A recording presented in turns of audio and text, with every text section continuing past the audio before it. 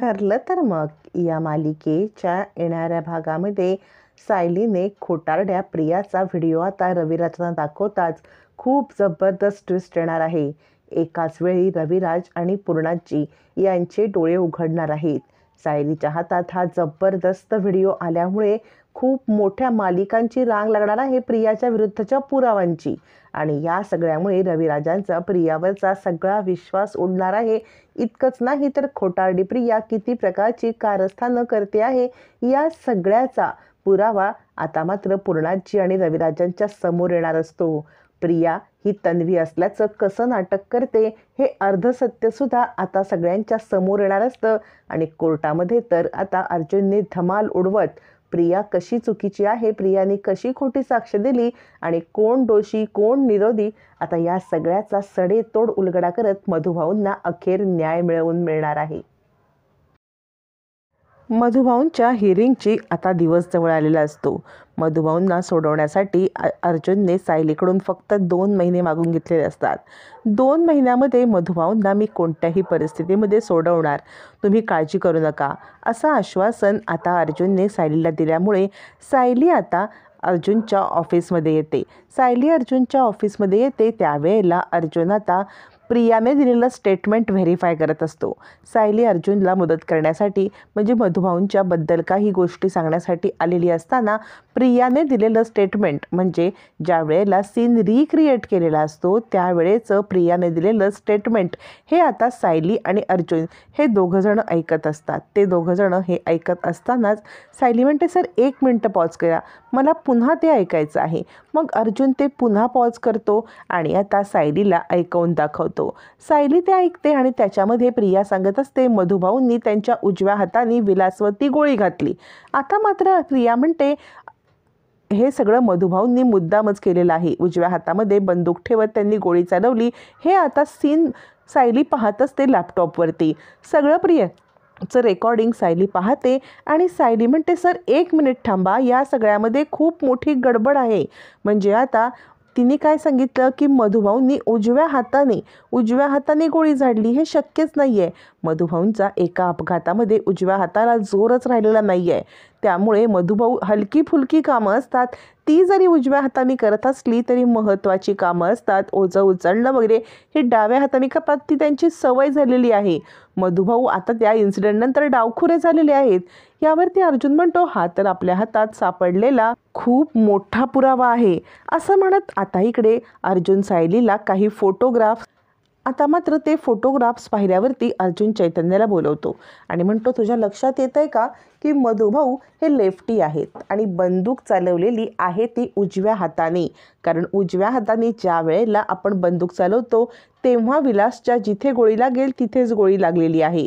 डाव्या हाताने चालवलेली बंदूकची गोळीची आपल्याला पोझिशन समजते. आणि काही फोटो बघ, या फोटोवरून एक गोष्ट सिद्ध होते आहे की या आश्रमामध्ये त्यावेळेला विलास, मधुभाऊ आणि प्रिया या तिघांच्या व्यतिरिक्त एक अजून व्यक्ती होती, हे तर या गोष्टीवरून सिद्ध होतंय. दुसरी गोष्ट, मधुभाऊंनी ही गोळी चालवली नाही ते सुद्धा सिद्ध होतंय. याचा अर्थ ज्या अर्थी मधुभाऊ सांगतायत की तिथे साक्षी होती त्या अर्थी साक्षीने ही गोळी चालवलेली आहे आणि साक्षीनेच विलासचा खून केला आहे. मधुभाऊ बोलतात ते बरोबर आहे, साक्षी खुनी आहे. आता चैतन्य हादरतो. साक्षीवरती प्रेम करणारा चैतन्य, किंवा असं म्हणायला पाहिजे की साक्षीने प्रेमाच्या जाळ्यामध्ये ओढलेला चैतन्य हादरतो. हे काय घडतंय आपल्याबद्दल, किंवा साक्षीबद्दल हे काय ऐकायला मिळतंय. चैतन्य गडबडतो आणि आता अर्जुन त्याला अधिक पुरावे शोधण्यासाठी सांगतो. त्याच वेळेला प्रियाचा एक व्हिडिओ सायलीच्या हातात लागतो. सायलीच्या हातात तो व्हिडिओ लागल्यावरती अर्जुन आणि सायली आता या सगळ्याचा कोर्टामध्ये खुलासा करण्याच्या आधी काहीतरी विचारविनिमय करतात. पण त्याच वेळेला सायलीला सुचतं की रविराज सरांना हे सगळं दाखवावं, म्हणजे कोर्टामध्ये तमाशा नको. यावरती अर्जुन म्हणतो, तुम्ही रविराज किल्लेदारला हे दाखवायला गेलात आणि तो तुमच्यावरतीच आरोप केल्यानंतर. सायली म्हणते, नाही सर, तुम्ही म्हणताय ते बरोबर आहे, पण सध्या मला या सगळ्यामध्ये रविराज किल्लेदार सरांना हे सत्य सांगायला पाहिजे, कारण प्रिया त्यांना पण फसवते आहे. त्यांच्यासारख्या चांगल्या वकिलाला किंवा कोणतीही चुकीची केस न घेणाऱ्या वकिलाला प्रिया फसवते हे त्यांना कळलं पाहिजे. इकडे चैतन्य हादरलेला असतो. साक्षी खुनी आहे हे त्याचं मन मानायला तयार नसतं, पण पुरावे साक्षीच्या विरोधात असतात. पुरावे दिसल्यामुळे आता चैतन्य साक्षीपासून अंतर ठेवण्याचा प्रयत्न करत असतो. तोपर्यंत इकडे आता सगळे पुरावे घेऊन सायली आता रविराज सरांची भेट घ्यायला निघते. कारण कोर्टाच्या बाहेर रविराज सरांना सत्य समजणं आवश्यक असतं हे सायलीला कळतं आणि ती आता अर्जुनसोबत निघते. अर्जुन म्हणतो, मी काही तुमच्यासोबत सिनियरच्या घरी येणार नाही, कारण त्याच्याकडे येऊन मला माझा अपमान नाही करून घ्यायचा आहे आणि माझं म्हणणं आहे काल तर तुम्ही पण जाऊ नका. पण सायली कुठली ऐकायला, तिला सगळे व्हिडिओ प्रियाबद्दलचे सापडलेले, ज्याच्यामुळे रविराज सरांना प्रिया फसवते हे सिद्ध होणार असतं, ते व्हिडिओ घेऊन सायली निघते. आता मात्र रविराज कोर्टात जायला निघालेलाच असतो. त्याच वेळेला अर्जुन आणि सायली तिकडे पोचतात. सायली रविराजांना थांबवते. अर्जुन लांबून हे सगळं पाहत असतो. सायली सांगत असते, मला तुमच्याशी महत्त्वाचं बोलायचं आहे. लांबूनच प्रिया हे बघते आणि ती हादरते. आता हिला काय नक्की सांगायचं आहे. रविराज आधी आडेवेडे मग ते प्रियाचं कडे बघतात. आता प्रिया त्यांच्याकडे पाहतच असते, पण सायली सांगते, सर फक्त थोड्या वेळासाठी, म्हणजे तुमच्या वकिली पेशावरती कोणताही काळीमा लागू नये म्हणून मला तुमच्याशी बोलायचं आहे. यावरती रविराज म्हणतात, तू इतकी धूर्त आहेस ना की तुला कुणाशी कसं बोलावं हे बरोबर कळतं. कोणाला कशाचा हे करावा वापर करून त्याच्याशी आपलं काम कसं साधून घ्यावं, खरंच कला आहे हां तुझ्याकडे. माझी तन्वी साधी भोळी आहे, तिला काही कळत नाही. रविराज अजूनही त्याच तोऱ्यात असतात, पण नियती त्यांचा तोरा एका क्षणात उतरवणार असते. सायली सांगते, सर तुम्हाला मला जे बोलायचं ते बोला, पण आज तुमच्या वकिली पेशाला काळीमा लागू नये, तुमच्या हातून चूक होऊ नये म्हणून मी तुम्हाला हे सत्य सांगायला आले.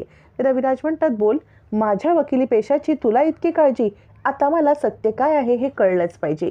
मग मात्र सायली आता रविराजांच्या समोर खूप मोठा पुरावा सादर करते. सायली रविराजांना सांगते, हा व्हिडिओ ज्या वेळेला प्रियाचं रिक्रिएशन करण्यात आलं त्यावेळेचा हा व्हिडिओ.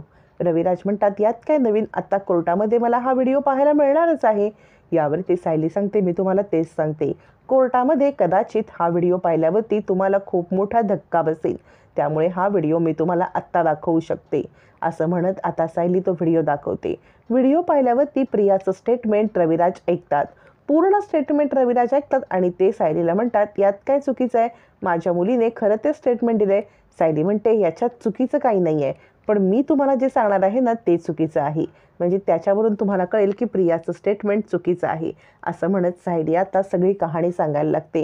सायली सांगते की मधुभाऊंच्या हाताला अपघात झाला होता, त्यावेळेला मधुभाऊंचा उजवा हात दुखावला होता आणि तेव्हापासून मधुभाऊंना उजव्या हाताने डॉक्टरांनी काहीच करायला नाही सांगितलं. मग मधुभाऊंनी सगळ्या कामासाठी डाव्याची सवय केली आणि त्यामुळे मधुभाऊ डावखोरे आहेत. मधुभाऊंच्या उजव्या हातात बळच नाहीये की ते उजव्या हाताने बंदूक चालवू शकतील. साधं तांब्या पाण्याचा ते उजव्या हाताने उचलू शकत नाही, तो माणूस बंदूक कशी चालवेल. मग प्रियाचं स्टेटमेंट चुकीचं नाही का. आणि त्यानंतर आता सायली दुसरे काही फोटो दाखवते आणि म्हणते, याच्यानुसार आपल्याला कळते की या ठिकाणी घटनास्थळी चौथी एक व्यक्ती हजर होती. मग ती व्यक्ती मधुभाऊ सांगतायत त्याप्रमाणे साक्षी होती आणि प्रिया तर सांगत आहे कोणी नव्हतं. रविराज सर तुम्ही चुकीची केस लढताय असं म्हणत खोटारड्या प्रियाचा व्हिडिओ दाखवत सायलीने मोठा खुलासा केलेला असतो. अखेर आता घरी पूर्णाजीला पण हा व्हिडिओ दाखवत एका वेळी रविराज आणि पूर्णाजीचे डोळे उघडले असतात. आता या प्रियाच्या एका स्टेटमेंटमुळे कोर्टामध्ये अर्जुन तिला कसा अडकवणार हे मात्र येणाऱ्या भागातच कळणार आहे.